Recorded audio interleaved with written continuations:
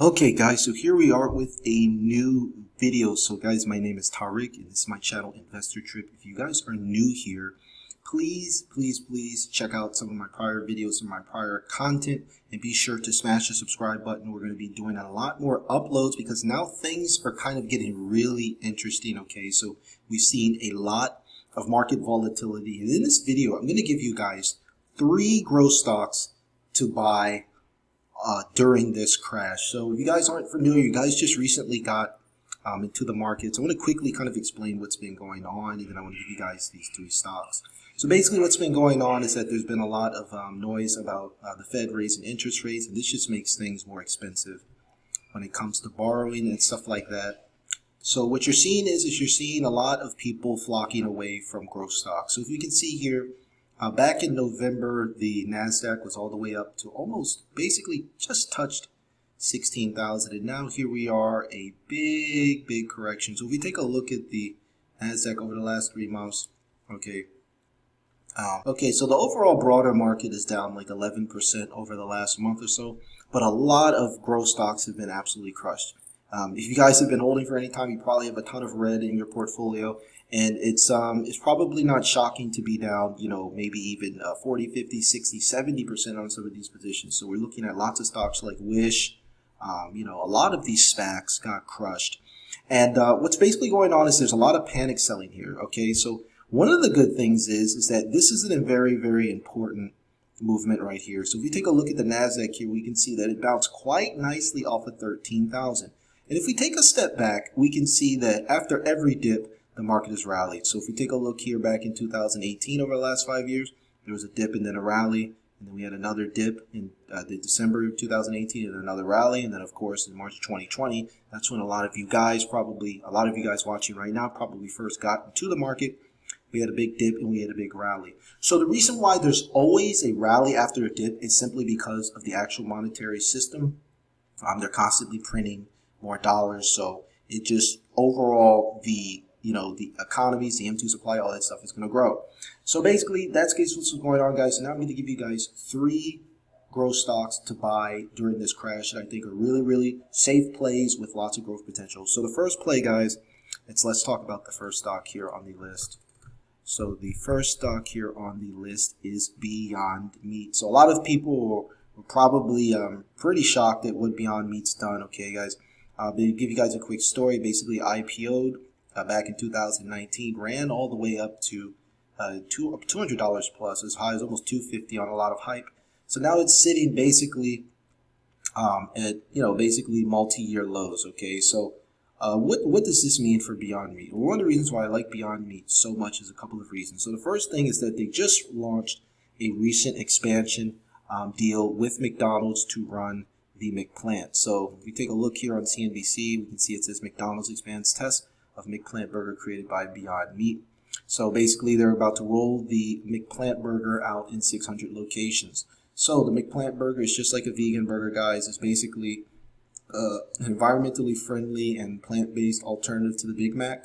And I think this is going to catch on a lot, okay? One of the reasons is that I'm interested in this company mainly during this type of environment is simply because people have to eat, okay? So with higher interest rates, here's a look at the McPlant. So as you guys can see, with higher interest rates, people are definitely going to cut back on, expensive items. So things like auto loans. I expect the, auto loan market to correct. People are going to spend a lot less money, discretionary spending, stuff like that, but they have to eat. So it's just a really good thing that I think Beyond Meat's in a very nice position.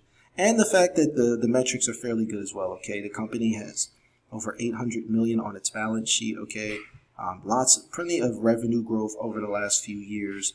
And it's trading at just a price to sales ratio of 8, okay? And it's at an attractive market cap as well. The market cap is just $4 billion.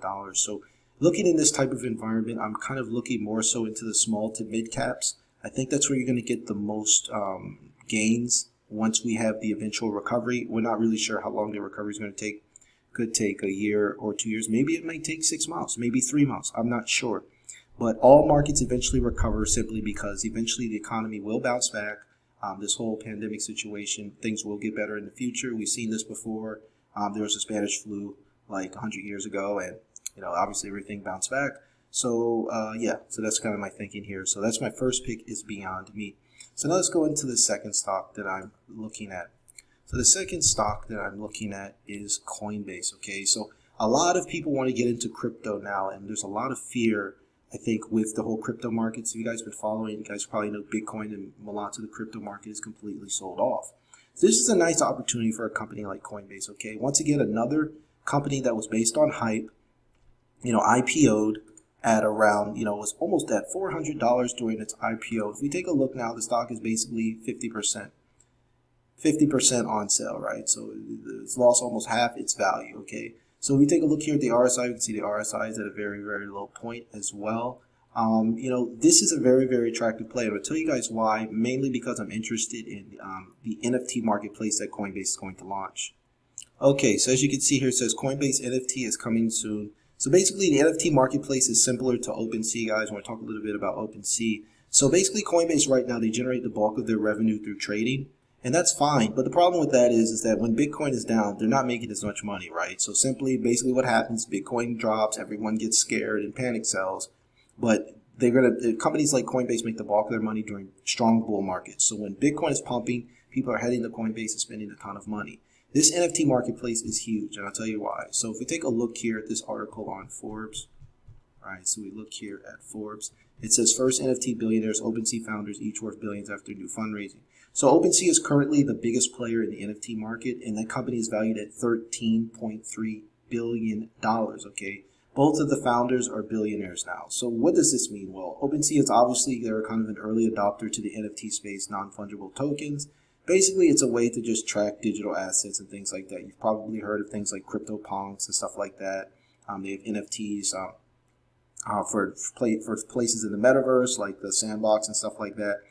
But one of the reasons why it's just such a good opportunity is that OpenSea processed more than $3.3 billion in sales in December 2021, and they made $82 million. So this company is basically making $1 billion a year in revenue off of this NFT space, and this company is worth $13 billion. So Coinbase obviously has been around, for a long time. They already have a huge user base, so I think they'll really be able to capitalize from this same market and take some market share away from OpenSea. So once again, I like that kind of new movement into the space. I like the price of Coinbase. So we take a look at Coinbase market cap. It's just a $55 billion market cap, okay? And the company is profitable. So in kind of a high interest rate or increased interest rate environment, I'm looking for staples, right? So the first stock I mentioned was Beyond Meat because of food, right?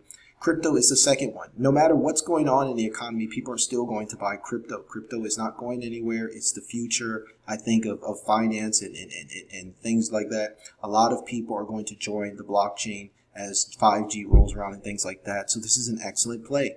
Okay, at a forward PE ratio of 35, at a price to sales ratio of 9, and a very strong balance sheet. Okay, $6 billion in cash and positive operating cash flow. So you're already getting a very, very valuable company. And, no matter what happens, people are still going to buy Bitcoin. Me personally, I buy Bitcoin every pay period. So that's not something that I stop. I just keep doing that like a robot. So I think this is another excellent play.